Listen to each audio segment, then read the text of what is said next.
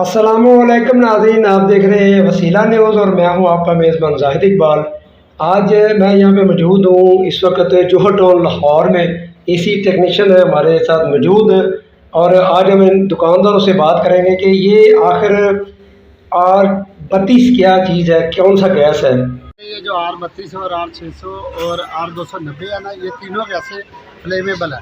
Flammable होने की वजह से जो है ना, ये एसी वगैरह और फ्रिज वगैरह ब्लास्ट होती है। एसी में बेसिकली नाकस मटेरियल और दूसरे नंबर पे ये जो गैस है ना, ये पाकिस्तान पूरे में ये बैन होनी चाहिए, इसलिए कि लोगों की जानों का गुजारा पंजाब हुकूमत से गुजारिश है कि इन गैसों को बंद किया जाए।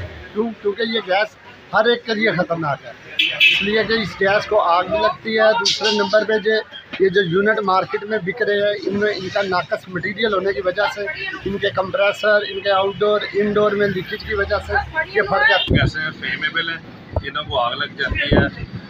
आग इस वजह से लगती है कि ये हाई प्रेशर गैस है और जो मटेरियल आ रहा है वो बिल्कुल नाकस है, जिसकी वजह से चीज़ें ब्लास्ट हो रही हैं और कीमती जाने जा रही हैं।